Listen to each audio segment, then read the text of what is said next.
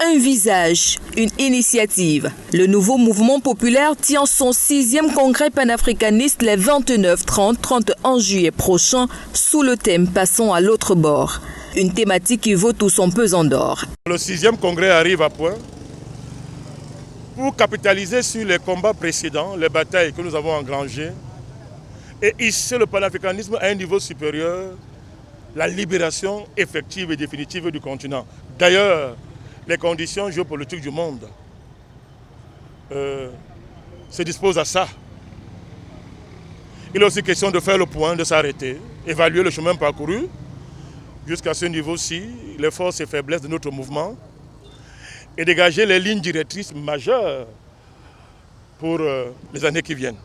Au regard de tous les tares qui minent le continent africain, les panafricanistes entendent suivre de manière plus intelligente les processus en cours dans plusieurs pays africains, notamment le Mali, la RCA, le Tchad, l'Éthiopie, afin d'aller au bout de leur logique, notamment la libération de la belle Afrique.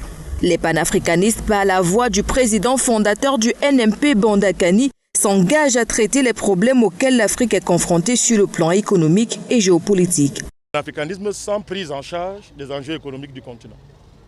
Et quoi de mieux que de magnifier la performance des structures parapubliques dans un monde qui a fait croire aux Africains que c'est le secteur privé qui a développé un pays. Mais on voit très bien les limites du secteur privé. Il faut une synergie entre le secteur privé et le secteur parapublic pour déclencher de manière irréversible le décollage économique du continent. Les panafricanistes ont la responsabilité, avant toute autre dynamique, de penser l'économie du continent. Mais de la penser au-delà du carcan habituel, du FMI, de la Banque mondiale, bref, le carcan néolibéral, impérialiste, qui jamais ne va libérer les forces productives de notre continent.